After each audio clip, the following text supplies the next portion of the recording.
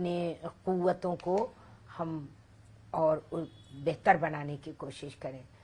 اور اس لیے یہ ہے کہ روزہ ایک طرح سے نفس پہ قابو ہے. جی کھانا ہے ہمارے سامنے. میرا یہ سوال ہی تھا ابھی کہ کس طرح سے اس پاک مہینے کو بسر کرنا چاہیے. یہی وجہ ہے جی کہ میں نے کہا نہیں کہ روزے رمضان کا مطلب یہ نہیں ہے کہ ہم بس صبح سے شام تک کچھ کھائیں نہیں اور شام کو اچھے اچھے کھائیں. جب ہم روزے کی نیت کریں تو ہم ہر لمحہ اللہ کی یاد میں رہیں. جی اور جب بھوکے ہوں تو ہم کسی غریب کے بارے میں یہ سوچیں کہ ہم تو ہمارے پاس غذا ہے لیکن ہم تھوڑی دیر نہیں کھا رہے ہیں تو ہمیں یہ حالت ہے، لیکن جس کو میسر نہیں ہوتی. تو اس رمضان کے بعد اگر ہم میں تبدیلی آ گئی تو ہم سمجھ لیں کہ ہماری عبادتیں، ہمارے روزے قبول ہو گئے. جی سچ بالکل. یہی ہے. تو اللہ تبارک و تعالیٰ نے اس مہینے کے حوالے سے کیا کیا قرآن پاک میں ہدایت فرمائی ہیں؟ آپ قرآن پاک کی روشنی میں بھی کچھ بتائیں ہمارے ناظرین کو.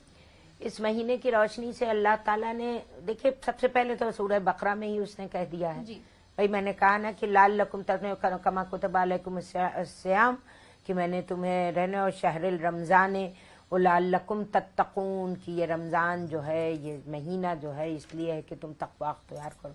سورہ بقرہ کی اس نے پہلی آیت میں کہا الف لام میم ذالک الکتاب لا ریب فیہ ھدی للمتقین الذین. دیکھو قرآن ہم پڑھتے نا، قرآن پڑھنے کا نام نہیں ہے.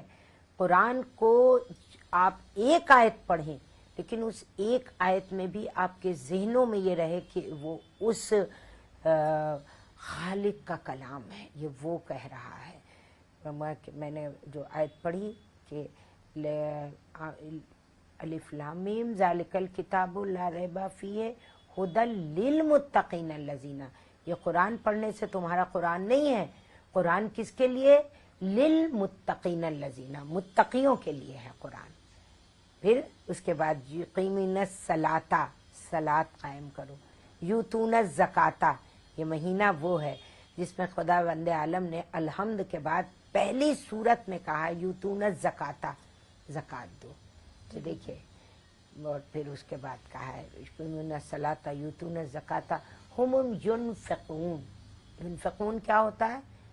ینفقون کے معنی ہوتے ہیں اپنے مال کو خرچہ کرنا. کس پہ خرچہ کرنا؟ اللہ کی راہ میں خرچہ کرنا. تو مما رزقناہم ینفقون، اپنے رزق کو